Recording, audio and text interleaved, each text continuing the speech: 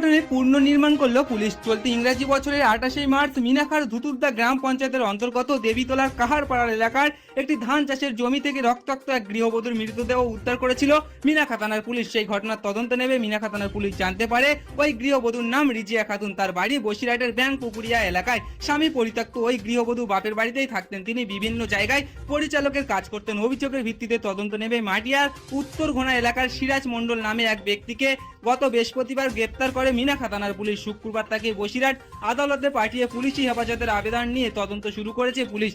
Minakhan police সূত্রে জানানো হয়েছে, গত কয়েক বছর আগে মাটিয়া থানার অন্তর্গত উত্তর ঘোনা এলাকার সিরাজ মণ্ডল নামে এক ব্যক্তির সঙ্গে তার পরিচয় হয়। তারপর সিরাজ মণ্ডল রিজিয়া খাতুনকে বিয়েও করে।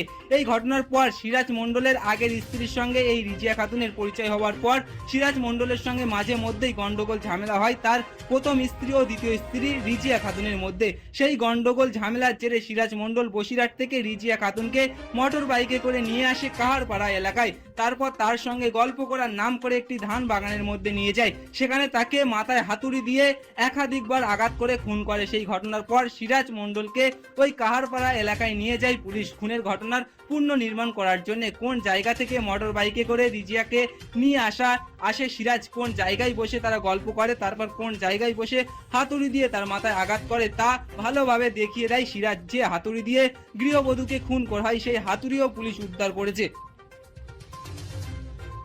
আজকের এখানে 28/3/2025 একটা ডেড বডি পাওয়া যায়। সেই মহিলা ডেড বডি পাওয়া যায়। ওই ডেড বডিটা পাওয়া যাওয়ার পরে মহিলাকে নিয়ে যায় এখানকার মিনাখা থানার পুলিশ। নিয়ে যাওয়ার পরে তদন্ত করে দেখা যায় সেই আসামিটা এই মুহূর্তে ধরা পড়েছে। সেই আসামিটা কিভাবে মারলো, কি সত্যিকারের ও মেরেছিল কি না, তার স্পটে পুলিশ ফের তদন্ত করেছে। সে কেমনভাবে মারলো, কেমনভাবে বসেছিল, সেই জিনিসগুলো শোনা বোঝা করে তারপরে পুলিশ ফের ওকে আবার এখান থেকে নিয়ে যাচ্ছে।